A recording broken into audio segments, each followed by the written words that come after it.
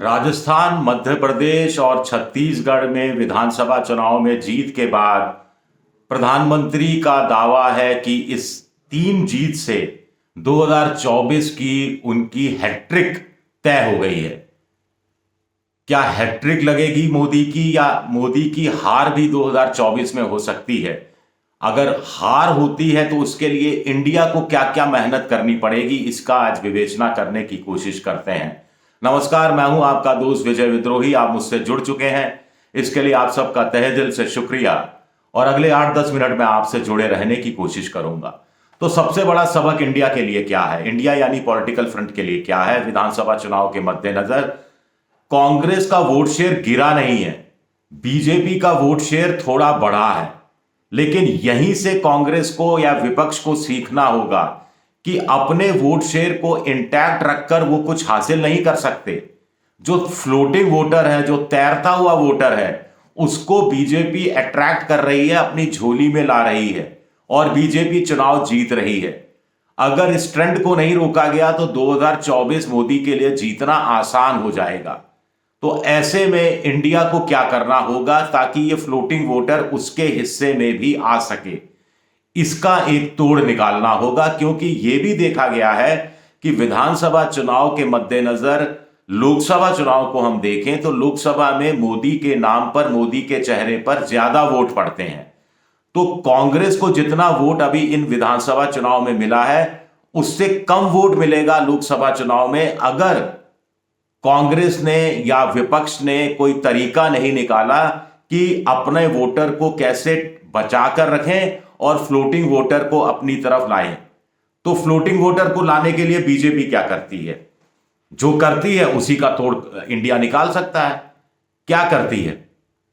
हिंदुत्व का तड़का लगाती है, सांस्कृतिक राष्ट्रवाद की बात करती है, और इसके साथ साथ वो रेवड़ियां बांटने का सिलसिला उनकी तरफ से शुरू होता है। फिर बूथ मैनेजमेंट और तमाम चीजें हैं। तो यहां इसमें कैसा मोर्चा ले सकता है इंडिया, कांग्रेस खास तौर से ये देखने की बात है। कुछ लोग कह रहे हैं ये सॉफ्ट हिंदुत्व, हार्ड हिंदुत्व, हिंदू हूं पर हिंदूवादी नहीं हूं। ये सब कंफ्यूजन फैलाने की जरूरत नहीं है जो राहुल गांधी फैला रहे हैं। सीधा सीधा विपक्ष को चाहिए कि वो हर मुद्दे पर स्टैंड ले और एक जैसा स्टैंड ले, कॉमन स्टैंड ले। यानी अगर किसी हिंदू के साथ अन्याय होता है तो उस हिंदू के साथ उसी पुरजोर तरीके से खड़े हुए दिखाई दें जैसा किसी मुस्लिम के साथ अन्याय हो तो वहां पर विपक्षी दल खड़े हुए दिखाई देते हैं। फ्रीडम ऑफ एक्सप्रेशन, अभिव्यक्ति की आजादी और तमाम दूसरे मुद्दों को सिर्फ एक चश्मे से, सिर्फ एक नजर से देखने की कोशिश करें कि भारतीय संविधान क्या कहता है, लॉ एंड ऑर्डर क्या कहता है, सरकारों का राजधर्म क्या है। उसमें हिंदू के लिए अलग, मुसलमानों की अलग नहीं हो। बीजेपी मुसलमान हिंदू करती है, 80-20 करती है।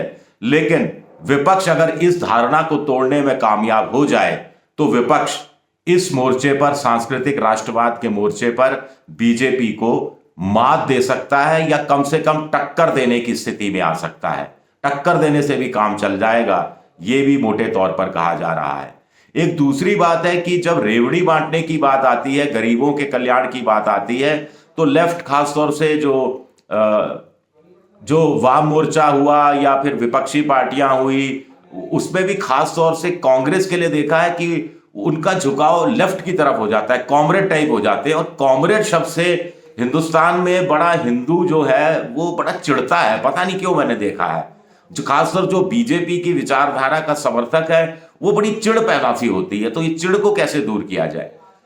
चिढ़ को ऐसे दूर किया जा सकता है कि बीजेपी को कोई ऐतराज नहीं है अडानी से, अंबानी से, कॉरपोरेट जगत से, बिजनेस के घरानों से, और बहुत सा वैश्य समाज इसी व्यापार में लगा हुआ है। लेकिन कांग्रेस ऐसा देती है जैसे कि वो बिजनेसमैन से, कॉरपोरेट जगत से किनारा कर रही है, उनको गलत मानती है, समाज के लिए खराब मानती है, उनको शोषण करने वाले वर्ग में मानती है।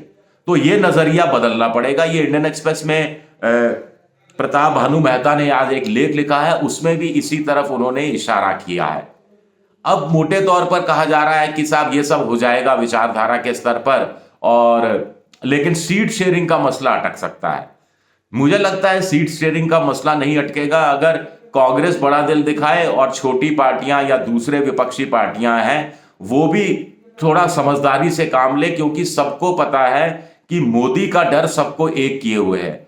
जब तक मोदी का डर बना रहेगा तब तक इंडिया नाम का गठबंधन टूटेगा नहीं। ये बात बीजेपी को समझ में आ चुकी है, लेकिन शायद विपक्षी पार्टियों को ही समझ में नहीं आ रहा है। तो मोटे तौर पर सीट शेयरिंग का मसला कैसे हल हो सकता है? 543 लोकसभा की सीटें हैं, इसमें दक्षिण भारत की 130 सीटें हैं, यहां बीजेपी कहीं है नहीं।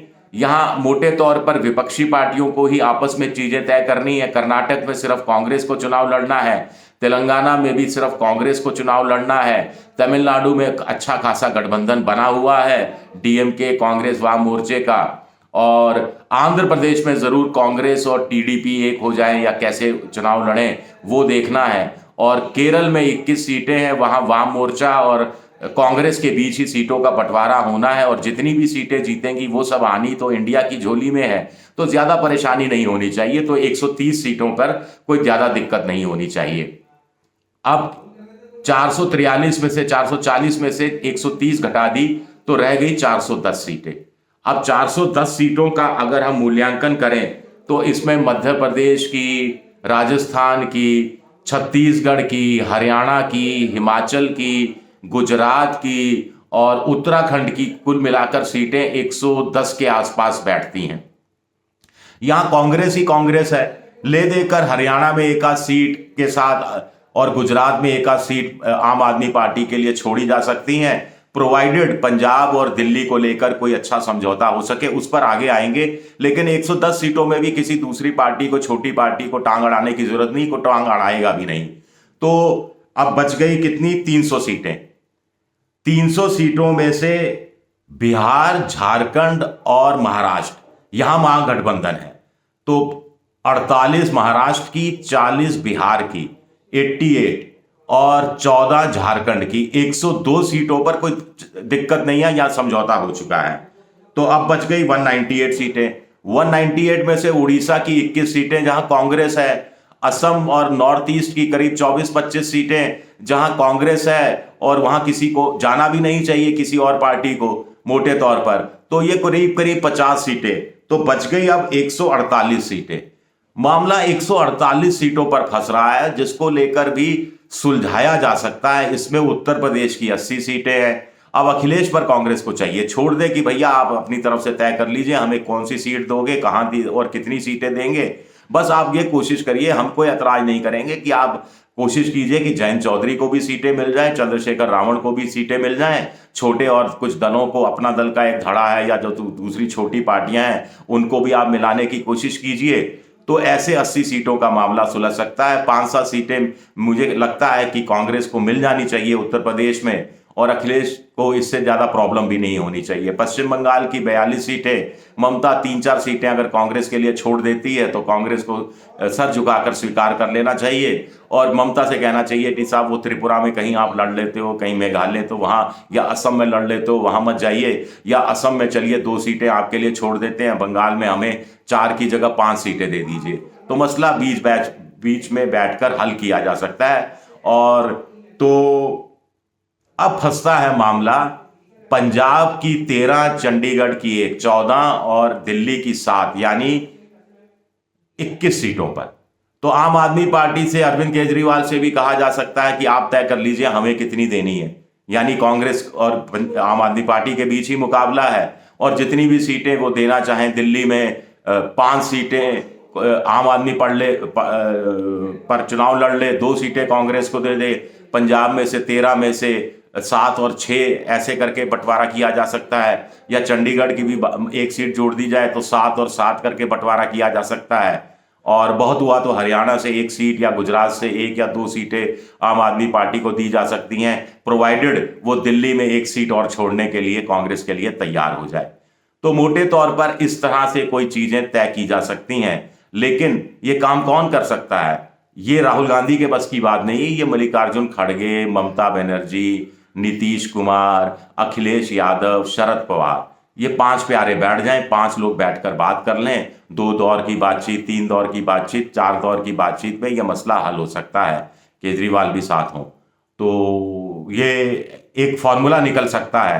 क्या ये फॉर्मूला निकलेगा, ये देखना दिलचस्प रहेगा। समय ज्यादा नहीं है और कुछ बुलेट पॉइंट्स तैयार हो जाने चाहिए। कॉमन मिनिमम प्रोग्राम तो बाद में बनता रहेगा कि आखिर मोदी सरकार को आप किन 3, 4, 5 मुद्दों पर घेरेंगे, और प्रवक्ता तैयार हो जाने चाहिए पूरे देश भर में एक जैसे इंडिया के प्रवक्ता हों जो एक ही स्वर में बोलें, एक ही भाषा का इस्तेमाल करें और बयान बहादुरों से बचे इंडिया के लोग, तो बेहतर होगा। शुक्रिया मेरा ये वीडियो देखने के लिए। पसंद आए तो लाइक कीजिए, सब्सक्राइब कीजिए, शेयर कीजिए और घंटी जैसी आकृति बेल आइकन दबा दीजिए ताकि नया वीडियो आए तो नोटिफिकेशन के जरिए आपको जानकारी मिल जाए। ट्विटर यानी एक्स पर मैं विद्रोही 7 के नाम से हूं, इंस्टाग्राम पर विजय विद्रोही 7 के नाम से हूं और फेसबुक पर मेरा पेज है विजय विद्रोही पेज, जहां मुझे फॉलो कर सकते हैं। आप मेंबरशिप ड्राइव में भी जा सकते हैं, मेरी कुछ आर्थिक मदद की भी कोशिश कर सकते हैं। शुक्रिया, आप सबका बहुत बहुत शुक्रिया।